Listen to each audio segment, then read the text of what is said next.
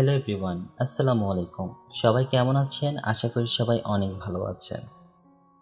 আজকের ভিডিওতে cotton George park সম্পর্কে বিস্তারিত আলোচনা করব এবং এই পার্কটি আপনাদের ঘুরে দেখাবো। যারা মূলত নিউ ইয়র্কে থাকেন তাদের জন্য এই পার্কটি অনেক ফেমাস।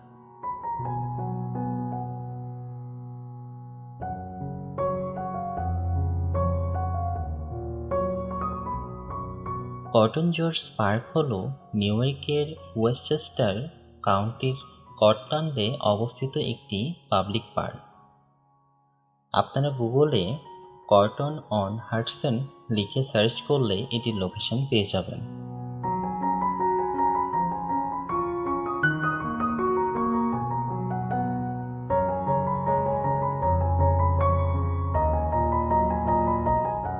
এই পার্কটি ৯৭ একর জুড়ে বিস্তৃত এবং এটি কটন নদীর তীরে অবস্থিত, নিউ কটন বাঁধ থেকে একেবারে নিচের দিকে। পার্কের প্রধান আকর্ষণগুলির মধ্যে এটি হলো কটন ড্যাম, যা ১৯০৬ সালে নির্মিত হয়েছিল এবং এটি একটি জাতীয় ঐতিহাসিক ল্যান্ডমার্ক হিসেবে বিবেচিত হয়।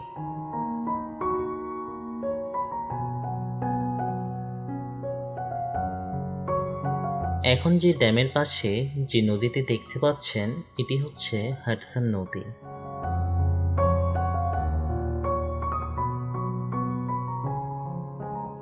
দর্শনার্থীরা বাঁধের শীর্ষে হাঁটতে পারে এবং জলাধার পার্শ্ববর্তী পাহাড়ের নৈসর্গিক দৃশ্য দেখতে পারে।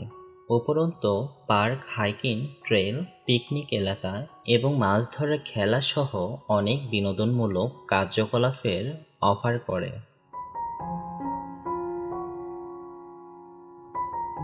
পার্কটি সারা বছর খোলা থাকে একদম বিনামূল্যে এবং দর্শনার্থীদের জন্য যথেষ্ট পার্কিংও প্রদান করে।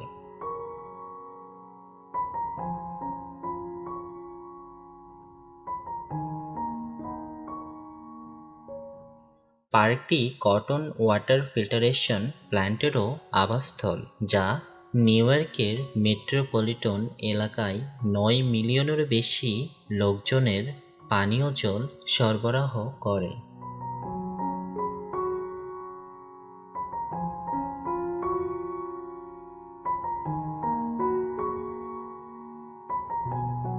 সামগ্রিকভাবে কটন জর্জ পার্ক একটি সুন্দর এবং জনপ্রিয় গন্তব্যস্থল।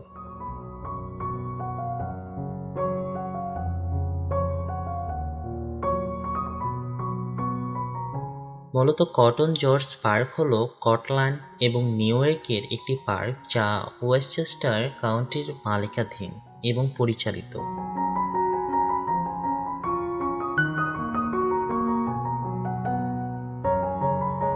এটি নিউ কটন বাঁধের গোড়ায় ৯৭ একর ৩৯ হেক্টর নিয়ে গঠিত। পার্কটি মাছ ধরা, পিকনিক, স্লেডিং এবং ক্রস করার জন্য একটি জনপ্রিয় স্থান। বাঁধের ওপরের রাস্তাটি কটন নদী পার হওয়ার জন্য ৪টি ধমনির একটি সেতুগুলির মধ্য মাত্র। ৩টি উভয় প্রান্তের জনসাধারণের রাস্তার সাথে সংযোগ করে।